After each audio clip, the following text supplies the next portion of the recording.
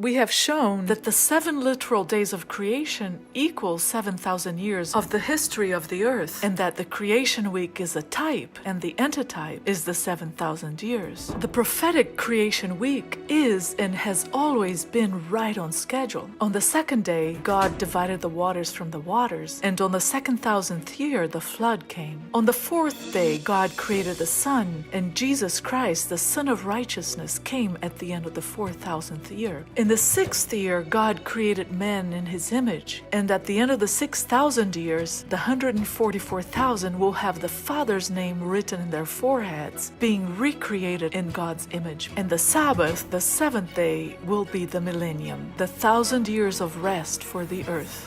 Where are we in this timeline? Since Jesus came 2,000 years ago, we are right at the end of the 6,000th year, just before the beginning of the millennium. In the 4th commandment, God stated, 6 days you shall labor and do all your work. And we have always understood this as applying to the literal 6-day week. But the 7th day is the Sabbath of the Lord your God. In it you shall do no work, you nor your son, nor your daughter, nor your male servant, nor your female servant, nor your cattle, nor your stranger who is within your gates. There is no question that there is a weekly application of this commandment. But as the type always points to the antitype, then the weekly creation week points to the greater picture, which is the 6,000 years of Satan's work system from the tree of the knowledge of good and evil, the reward and punishment works system, which is the iniquity that was found in Lucifer when he rebelled against God's order of agape love. The Sabbath represents an age in which there are no works from the tree of the knowledge of good and evil. It represents God's kingdom of grace, which, according to Peter, will be a new heaven and a new earth where righteousness dwells. Embedded in the account of creation, there are further clues that help us understand the issues involved in the controversy between God and Satan. One of these clues is that after each day of creation, the words evening and morning are added. For instance, and the evening and the morning were the first day, or and the evening and the morning were the second day, and so forth. This pattern repeats itself until the 6th day, and one cannot help but notice that evening and morning are a mixture of light and darkness. When it comes to the 7th day, however, there is no mention of evening and morning. Is this significant, or is it a mere oversight on Moses' part? That this is significant is evidenced by the fact that in the book of Revelation, when speaking of the new heavens and the new earth, the Revelator says that the gates of the New Jerusalem shall not be shut at all by day, for there shall be no night there. The 7th day, being the Sabbath, or the rest of the Lord, points to the fact that in his kingdom there is no mixture of light and darkness. This then is the message which John heard of Jesus and declares unto us, that God is light and in him is no darkness at all. This harmonizes with the symbolism surrounding Jesus Christ, whose garments are as white as snow, whose principles are represented by the tree of life, a single principle, and who is also represented by the spotless Lamb. When God asks us to keep the 7th day holy, he is pointing us to something very important, that this day represents something that is clean, having no mixture of light and darkness. A day set apart from the rest of the week, which contains that mixture of light and darkness. A mixture which makes it unholy, unclean. And related to this is the fact that there are no works involved in the Sabbath, but the 6 days of the week are related to works. These are the works of the tree of the knowledge of good and evil, which is unholy and unclean, having a mixture of light and darkness, good and evil.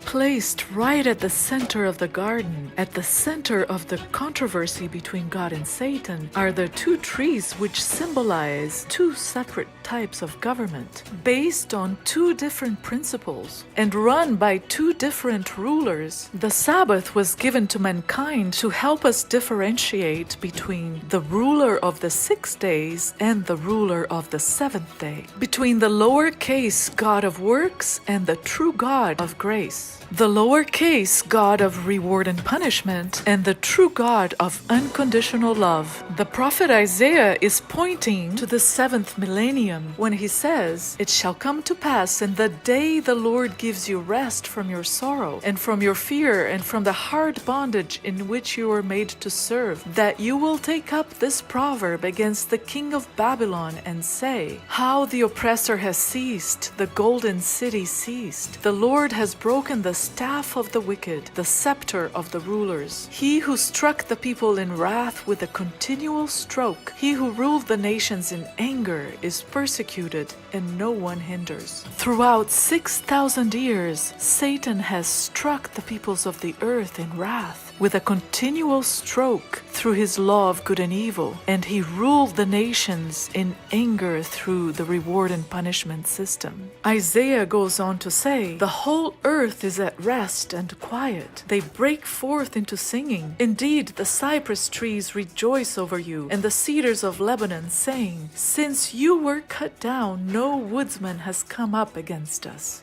The 6,000 years of Satan's rule reveal his character as a destroyer. The Sabbath reveals the character of God as a creator. The Sabbath is the culmination of the first 3 commandments, in which God is trying to tell us not to get him, the creator, confused with the destroyer. It is also meant to remind us of the promise that our good shepherd will guide his flock to a place of water. Here is water for drinking as well as green grass for pasturing. Once the flock arrives, they are free to rest after the long journey, a guided journey to a place of rest. And as Isaiah prophesied, there will be a sigh of rest. This is the meaning of the rest on the Sabbath. The earth will rest from Satan's work system because God's grace will reign on the earth, and God's grace is the path or the way of blessings. God blessed the Sabbath because in it he will present us the gift of life.